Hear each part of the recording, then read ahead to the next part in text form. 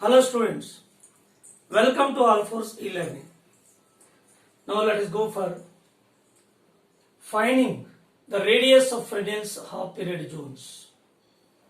So here already we discussed regarding the Fresnel's diffraction. Fresnel's diffraction at a straight edge according to Fresnel.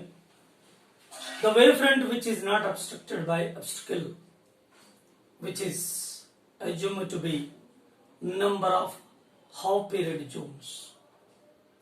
Those half period zones, they are in circular shape. The circular zones are called half period zones, and each zone differ by phase difference pi, and corresponding path difference is lambda by 2, and the time period is t by 2. They are the half period zones, right? Already we discussed that this is a straight edge,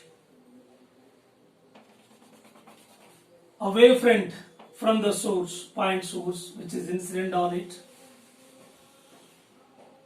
So this is obstructed. The remaining portion which is not obstructed by the obstacle, this is obstacle, and this is a point P, where here this wavefront which is not obstructed by the obstacle is taken to be number of half period zones. This is M1, M2, M3, like this. This is one zone, this is another zone, next zone. So the waves which are originating from different zones.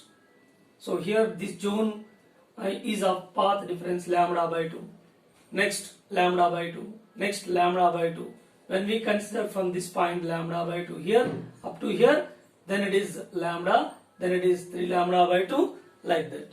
Okay, the distance is B. B is the distance from the first zone, that is central zone. So up to point P it is a B, and next zone it is differ by B plus lambda by 2, and next zone it is differ by path difference B plus 2 lambda by 2, and the next zone it differ by, that is B plus 3 lambda by 2. Yeah, here, so each zone is differ by path difference of lambda by 2, and phase difference is pi, and these are taken to be half period zones, then their time periods t by 2. Here, this is the zone at a distance of B. Next one is B plus lambda by 2. Next one B plus 2 lambda by 2. Next one B plus 3 lambda by 2, and so on. Nth zone is B plus n lambda by 2. Okay. Now, the waves which are originating from different zones, they superpose will give the resultant effect at point P on the screen. This is the screen on which the point is considered, right? The same we are taking A, B, C, D is the wavefront. A, B, C, D is the wavefront which is not obstructed by the obstacle. So this wavefront in which these are circular zones. These are the circular zones. These are half period zones. These are called Fresnel zones. Half period zones are nothing but Fresnel zones. These Fresnel zones will have the radius. See, its radius first zone R1, and the second zone radius R2 from here to here, third zone R3, like that, nth zone Rn. So let us find the radius of each zone. Okay. Now go for Pythagoras theorem. If you go for radius of first zone, radius of first zone is R1. Radius of the first zone is R1. Yes. So this is B, and this is R1, and this is B plus lambda by 2. Using Pythagoras theorem, R1 squared is equal to how much? B plus lambda by 2 whole square minus B square. R1 square is equal to B square plus lambda square by 4 plus 2b lambda by 2 minus b square.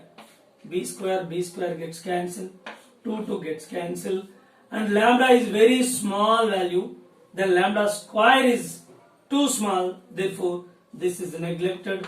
Lambda square by 4 is neglected. This is neglected. Therefore, R1 square is equal to finally B lambda. R1 square equal to B lambda. R1 is equal to root over B lambda. Okay. Now, what is the area of zone? Suppose if you want to find area of the zone, first zone, area of the first zone, A1 is equal to pi R1 square. Pi R1 is how much? R1 square B lambda. Therefore, pi B lambda. This is the area of the first zone. Area of the first zone. If you go for second one, radius of the second zone. Radius of the second zone, see here, for the second zone, radius is R2, and again using Pythagoras theorem, radius of second zone, that is R2. Yes, R2 is equal to R2 square equal to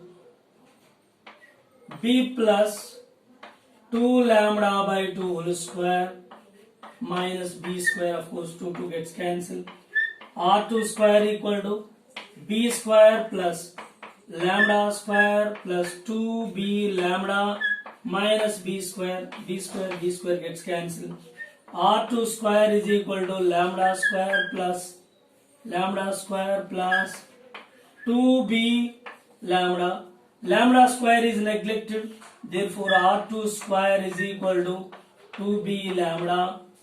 From this, R2 is equal to root over 2B lambda.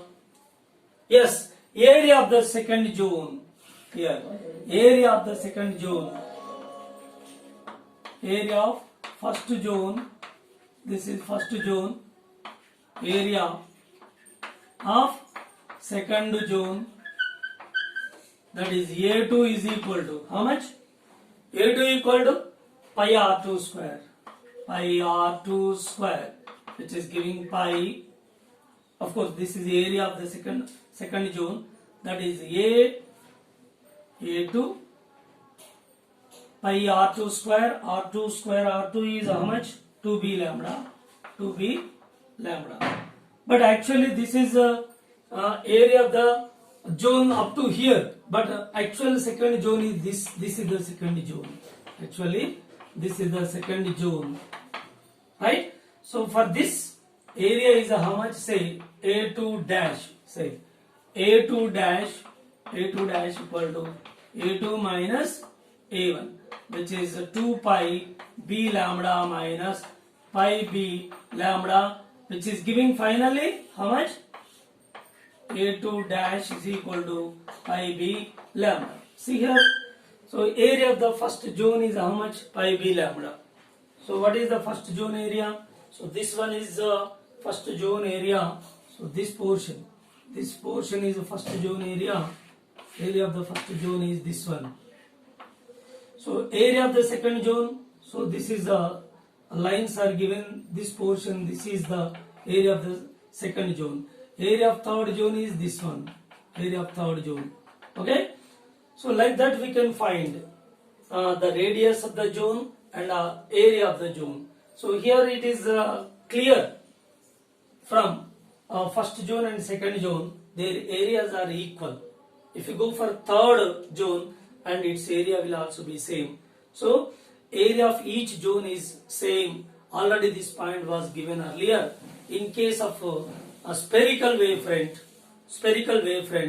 then area of the zones which are taken in the wavefront, primary wavefront, which is not obstructed by the obstacle, so that area remains same. So as the order of zone increases, but area would not be altered much, and that remains same. So this point was given earlier.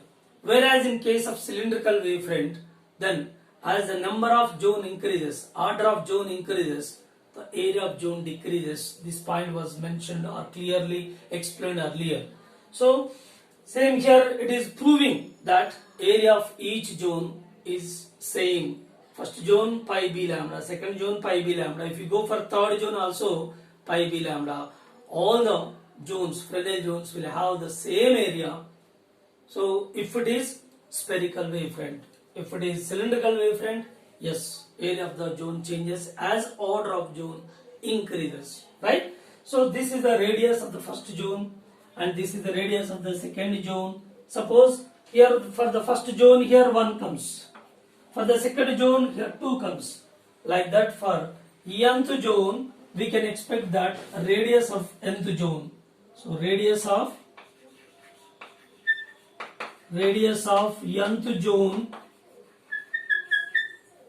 Rn is equal to root over n into b lambda, n into b lambda, and from this Rn square is equal to n into b lambda. From this b is equal to Rn square by n lambda. So this is final formula. Suppose B is taking whenever the lens is kept so close to this obstacle, a convex lens, in order to focus. That is, we are taking in case of Fraunhofer diffraction. So this the lens is considered here and the focusing. So this distance B is taken to be focal length here in this case, that is capital DRB, something distance between the obstacle and the screen, that is focal length. Then we replace B by focal length. Focal length is equal to, we can get Rn square by n lambda. This is the final equation when you are going to find the focal length of the lens, which is used in it to get the to find the diffraction fringes which are obtained on the screen. Let us go for a problem. A screen is placed at a distance of 1 meter from a circular hole illuminated by a parallel monochromatic light of wavelength 490 nanometers. Find the radius of fourth half period zone. Radius of fourth half period zone. B is given 1 meter and lambda given 490 nanometers, that convert into meters. So fourth half period zone n is equal to 4. So we have a formula Rn is equal to root over n into b lambda. So n is equal to 4, fourth one. So R4 equal to 4 into B is 1 into lambda is, how much lambda? 490 into 10 power minus 9. Okay. So R4 is equal to root over. So that is 2 take outside. 2 comes out and into this is a root over 490. So 10 power minus 10. So convert that into 2 into 70 into 10 power minus 5. Okay. So 140 into 10 to the power minus 5. Simplify this. This is in meters. This is in meters. Okay. So in millimeters, what is its value in millimeters? So you can find that millimeters and calculate that whatever the answer you are getting, that is roughly of 0.14 centimeters. It is of 0.14 centimeters. Simplify this, whatever the value obtained. So this is the procedure. Okay, right. And next you go for another problem. If the radius of the first zone is 0.3 millimeter, for wavelength 500 nanometer, find the first focal length. First focal length. What is the first focal length? The focal length corresponding to the first zone. Focal length corresponding to the first zone. Therefore here we can take this R, first zone means R1 is equal to root over So Rn is equal to root over n into b lambda. Yes, squaring on both sides. Rn square is equal to nb lambda. From this, b is equal to Rn square by n lambda. So for first zone, so n is equal to 1. Therefore, here b is the focal length, first focal length. B is the distance up to a point where we are going to find the resultant intensity on the screen by the superposition of all these waves which are originating from different zones, Fresnel zones. Therefore, here f is equal to, so r square radius given here clearly. What is the radius? Radius is 0.3 into 10 to the power minus 3. So this is in millimeters and convert into meters whole square by, so n value is 1 first June into lambda given 500 nanometers, 500 into 10 power minus 9, and simplify this, you will get almost 18 meters. Its answer is given 18 meters. See it? So you calculate whether it is getting 18 meters or not, you can decide yourself. So this is the procedure. So this is the first one. The radius of the fourth zone is calculated, and in the second case, focal length of the first focal length. Suppose for the second zone is mentioned here. Second zone is mentioned, that will become second focal length. Third zone mentioned, third focal length. Fourth zone, fourth focal length. Like that, we call it first focal length for the first zone. Okay, right. Next go for. Let us go for next problem. A single slit of width B given is illuminated by a coherent monochromatic light of wavelength lambda. If the second and fourth minima in the diffraction pattern at a distance 1 meter from the slit are at 3 centimeters and 6 centimeters respectively from the central maximum, what is the width of the central maximum? Once again I repeat, a single slit of width B, this is width B, single slit AB, is illuminated by monochromatic light wavelength lambda. Yes, a light of wavelength is illuminated or incident on this slit. If second and fourth minima in the diffraction pattern at a distance 1 meter, there is a screen on which, so that is the second and fourth minima, see this is central maximum, first minimum, second minimum, third minimum, fourth minimum. Yeah, distance of second minimum is given. Second minimum is how much? That is 3 centimeters. Yeah, second minimum y2. This is a second minimum. This is second minimum. So its distance is given clearly 3 centimeters. And the fourth minimum is given, that is 6 centimeters mentioned. This is the fourth minimum, distance of the fourth minimum from the central maximum. So this is data given from the central maximum, right? What is the width of the central maximum? So we have to find width of the central maximum, this portion. So this is, say it is y, it is also y on both the sides, y. So width of the central maximum is 2y. We have to find that 2y. Already we calculated that y is equal to lambda d by d. So here d is the width of the slit, that is given b, therefore substitute b. Yes, so width of the central maximum is equal to 2 lambda d by b. This is we have to find, in which d clearly given, that how much d is 1 meter given clearly, and b is not given, and wavelength lambda is not given. If you find lambda by b, you can find the width of the central maximum. So by given data, we can estimate lambda by b. How? See, Suppose from this point to this point, that is from center to here, the second minimum. Second minimum. For second minimum,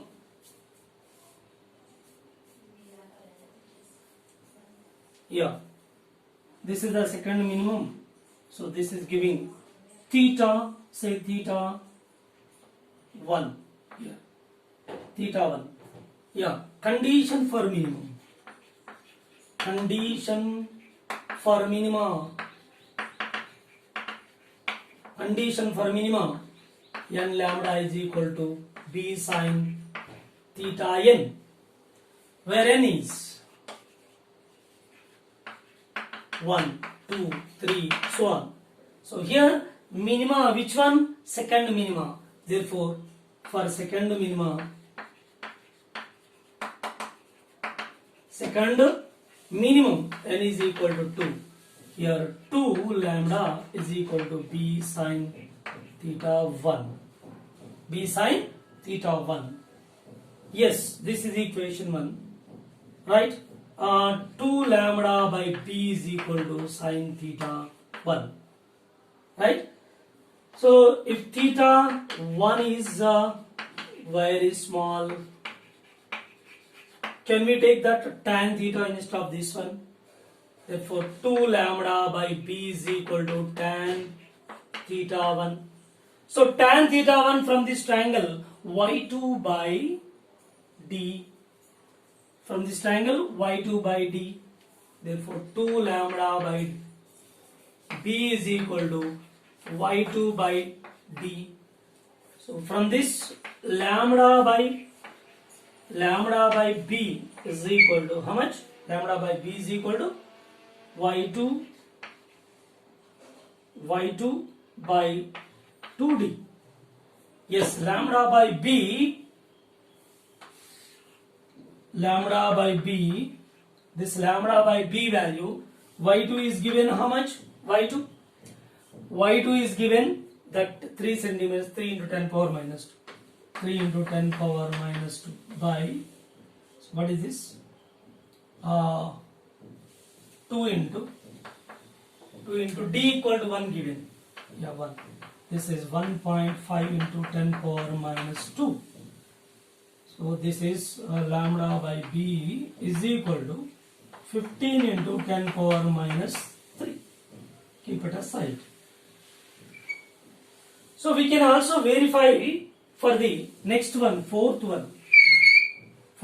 Here it is say theta 2, and similarly you will get same way. So for fourth